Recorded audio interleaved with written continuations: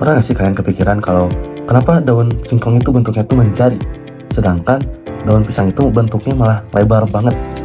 Nah, atau kalian tahu batang pisang nggak? Nah, kan itu batang pisang itu kelihatannya tebal, tapi misalnya kita belah, ternyata isinya itu bukan kayu. Nah, ternyata itu semua ada hubungannya dengan asal-usul dari batang dan daun, jaringan penyusunnya, dan juga metamorfosisnya, atau alias modifikasi bentuknya. Nah, yuk kita secara bersama-sama kita belajar bareng-bareng supaya kita tahu seberapa cerdas tanaman beradaptasi dengan lingkungan. Sebelum kita memasuki bagaimana tanaman bisa secara dengan mudah beradaptasi dengan lingkungannya, kita harus tahu dulu yaitu dari asal-usul batang maupun daun dari sebuah tanaman. Semua tumbuhan itu berawal dari biji, dan di dalam biji itu ada calon tanaman kecil yang disebut dengan embrio. Nah, embrio sendiri mempunyai 3 bagian utama, yaitu yang pertama adalah radikula, yaitu bakal akar, dan yang kedua adalah hipokotil, yaitu bagian bawah batang, dan juga yang ketiga adalah epikotil, yaitu bagian atas dari batang. Ketika tumbuh, radikula berubah menjadi akar, sedangkan hipokotil dan epikotil berkembang berubah menjadi batang. Nah, dari ujung batang inilah muncul titik tumbuh apikal yang nantinya membentuk primordia, daun atau bakal daun baru. Jadi sebenarnya batang dan daun itu lahir dari jaringan yang sama, cuman berkembang ke arah yang berbeda dan juga fungsinya yang berbeda. Yang mana kita tahu batang sendiri berfungsi sebagai jalur transportasi air dan makanan maupun unsur hara, dan juga untuk sebagai tempat kokohnya suatu tanaman, sementara daun berperan sebagai tempat utama terjadinya fotosintesis. Selanjutnya kita masuk ke dalam bagian jaringan penyusun batang dan juga daun. Kalau kita lihat ke dalam batang, di sana ada jaringan pengangkut yang paling penting, yaitu xilem. Xilem sendiri fungsinya untuk mengalirkan air dan mineral dari akar ke daun, dan floem untuk menyalurkan hasil fotosintesis dari daun ke seluruh tubuh-tubuhan. Di sekitarnya juga ada jaringan penguat seperti koenkim dan sklerentim, serta jaringan dasar seperti parenkim yang berfungsi sebagai tempat menyimpannya makanan. Nah, di sini ada 2 tipe tumbuhan besar, yaitu ada monokotil dan dikotil. Pada monokotil sendiri contohnya kita bisa temukan yaitu pada tumbuhan pisang, padi, jagung. Nah, berkas mangkutnya tersebar secara acak di seluruh batang. Oleh karena itu, batang monokotil tidak bisa membesar ke samping, makanya batang pisang tidak berkayu. Nah, itu alasannya guys. Sedangkan pada tumbuhan dikotil, seperti kita tahu, yaitu pada tumbuhan mangga, jambu, dan kacang, berkas pengangkutnya tersusun melingkar dan punya kambium. Kambium sendiri adalah jaringan yang bisa menambah ketebalan dari batang dari waktu ke waktu.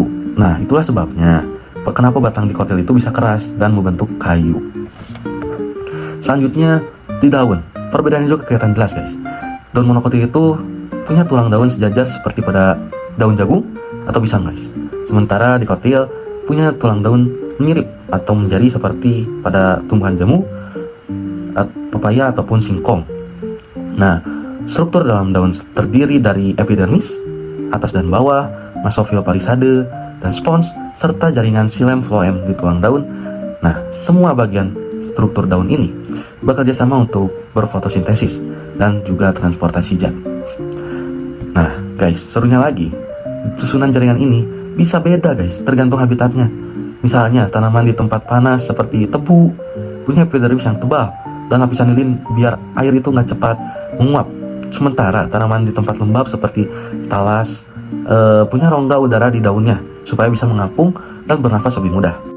Sekarang kita masuk ke bagian yang sangat-sangat menarik kita bahas guys, yaitu metamorfosis alias modifikasi organ tumbuhan.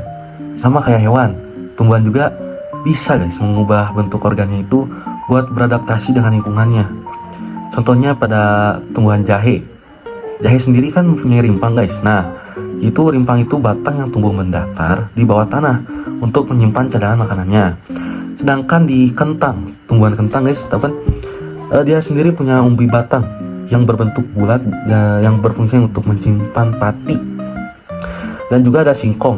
Nah, singkong sendiri beda lagi guys, karena dia itu punya umbi akar karena cadangan makanannya tersimpan di bagian akar. Dan juga ada stroberi yang batangnya itu menjalar di permukaan tanah atau stolon ya, supaya bisa memperbanyak diri dengan cepat, jadi berkembang biak itu dengan cepat. Sedangkan pada daun juga modifikasinya juga keren guys. Contohnya itu pada daun putri malu, tahu kan tanaman putri malu yang kita dulu kalau kecil tuh suka wah pegang bisa gerak sendiri, bisa nutup sendiri badannya. Nah itu tuh daunnya guys. Jadi daun dari putri malu itu bisa menutup saat disentuh. Nah itu tuh kenapa bisa menutup bang? Nah itu tuh alasannya tuh jadi daunnya menutup secara sendiri itu sebagai bentuk perlindungan diri dari gangguan luar. Dan juga ada daun di tumbuhan sirih. Nah di sirih kan daun sirih itu punya daunnya tuh yang berbentuknya lebar dan licin. Nah itu tuh fungsinya tuh untuk menangkap cahaya dan lebih banyak di tempat yang teduh. Dan juga ada ini daun di tumbuhan kantong semar. Nah daunnya itu berubah jadi kantong ya, untuk kantong. Kalian tahu kan kantong semar? Nah daunnya tuh berubah jadi kantong. Nah fungsinya tuh untuk menangkap serangga sebagai sumber nitrogen tambahan. Karena kesian guys, kantong semar itu hidupnya tuh di tanah yang miskin hara guys. Jadi dia tuh butuh nitrogen tambahan. Nah dapatannya tuh dari serangga yang dia tangkap guys. Jadi metamorfosis itu bukan cuma tentang bentuk tumbuhan yang aneh, tapi cara cerdas itu tumbuhan tuh bisa bertahan hidup di kondisi yang berbeda-beda. Jadi tumbuhan sendiri tuh bisa adaptif gitu guys, adaptasi dengan lingkungannya begitu. Nah jadi gimana guys, sekarang kita lebih tahu kan. Jadi kalau bentuk dari batang, daun pada suatu tumbuhan itu bukan kayak kebetulan memang sudah jadi plek ketiplek gini. Nah nggak gitu guys. Jadi batang dan daun itu bisa berubah menyesuaikan beradaptasi dengan lingkungannya, dari dalam biji yang kecil hingga berubah jadi pohon besar guys. Nah semua itu hasil dari evolusi dan adaptasi yang sangat-sangat luar biasa dari tumbuhan sendiri.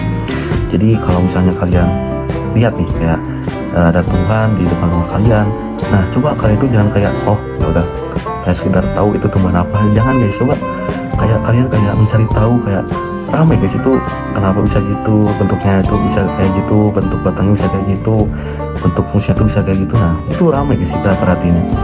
Jadi punya fungsi ilmiah yang keren banget dah pokoknya tumbuhan itu, baik itu dari bagian batang dan juga daunnya.